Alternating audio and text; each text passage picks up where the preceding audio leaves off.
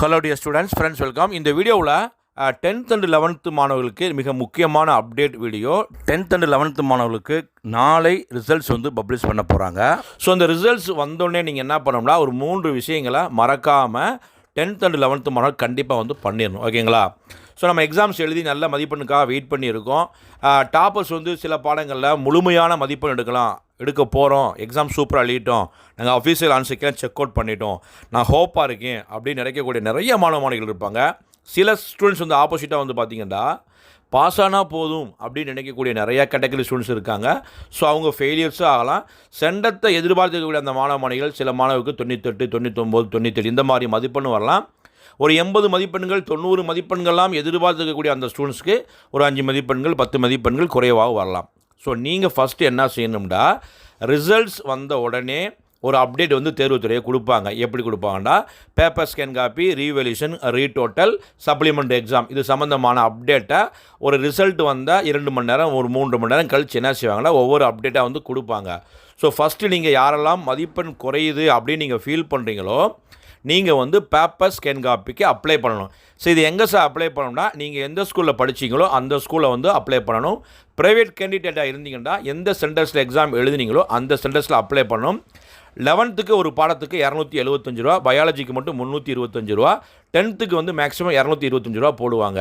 நீங்கள் உங்கள் ஸ்கூலில் போய் பேமெண்ட்டை கேஷாக கொடுத்து ஃபார்மை ஃபுல்லப் பண்ணி கொடுத்து உங்களுக்கு அக்னாலஜ்மெண்ட் கொடுப்பாங்க. ஸோ இதெல்லாம் எப்போ சார் பண்ணணும்னா ரிசல்ட் ஒரு 4 நாட்கள் கழித்து ஒரு 5 நாளுக்குள்ளே டைம் கொடுப்பாங்க. அதுக்குள்ளே நீங்கள் பண்ணணும். மறக்காமல் நீங்கள் ஃபஸ்ட்டு பண்ணக்கூடிய வேலை, யாருக்கெல்லாம் மதிப்பெண் குறைவாக இருக்குது அப்படிங்க எதிர்பார்த்த மதிப்பெண் வரலையோ நீங்கள் பேப்பர் ஸ்கேன் காப்பிக்கு அப்ளை பண்ணணும். 2வது பேப்பர் ஸ்கேன் காப்பி அப்ளை பண்ண பிறகு டவுன்லோட் பண்ணக்கூடிய டேட் கொடுப்பாங்க. தேர்வுத்துறை ஒரு வெப்சைட் கொடுத்து ஸோ இந்த டேட்டில் நீங்கள் உங்கள் பேப்பரை டவுன்லோட் பண்ணலாம். ஸோ பேப்பரை டவுன்லோட் பண்ணி நீங்கள் என்ன பண்ணணும்னா உங்களுடைய அஃபீஷியல் ஆன்சர் கீயை வச்சு செக் அவுட் பண்ணணும்.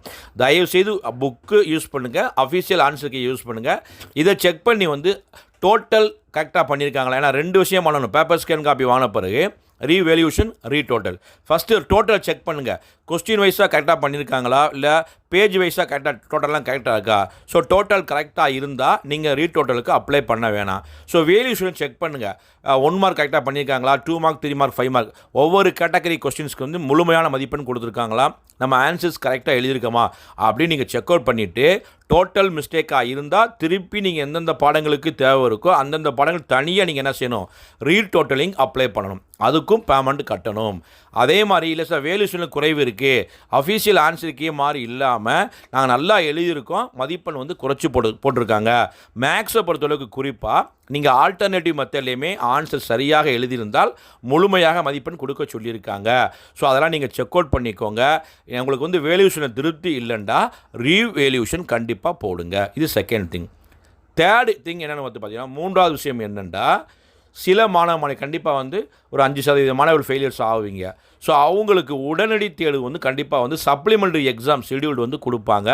நீங்கள் மறக்காமல் இந்த சப்ளிமெண்ட்ரி எக்ஸாமுக்கு உங்கள் பள்ளிகளில் போய் ரிஜிஸ்டர் பண்ணணும். எந்தெந்த சப்ஜெக்டில் நீங்கள் ஃபெயில் ஆகிருக்கீங்களோ அந்த பாடத்திற்கு நீங்கள் என்ன செய்யணும், ரீ எக்ஸாமுக்கு அப்ளை பண்ணணும். இந்த 3 விஷயங்களை தயவு செய்து மறந்துடக்கூடாது. இது எல்லாமே எவ்வளோ சார் டைம் கொடுப்பாங்க, மொத்தமே 5 நாள் மட்டும்தான் டைம் கொடுப்பாங்க. அதாவது ரிசல்ட் வந்த 4 நாளுக்கு பிறகு அடுத்து ஒரு 5 days 6 days மட்டும்தான் கால அவகாசம் கொடுப்பாங்க. அதற்குள்ளே நீங்கள் என்ன செய்யணும், ஒவ்வொரு விஷயங்களும் ஃபாலோ பண்ணிக்கலாம். எல்லா மாணவர்களுக்கும் நீங்கள் எதிர்பார்த்த மதிப்பெண் வர நம் சேனல் சார்பாக வாழ்த்துக்கள். இந்த அப்டேட் பிடிச்ச லைக் பண்ணுங்கள். மறக்காமல் இந்த அப்டேட்டை உங்கள் ஃப்ரெண்ட்ஸுக்கு ஷேர் பண்ணுங்கள்.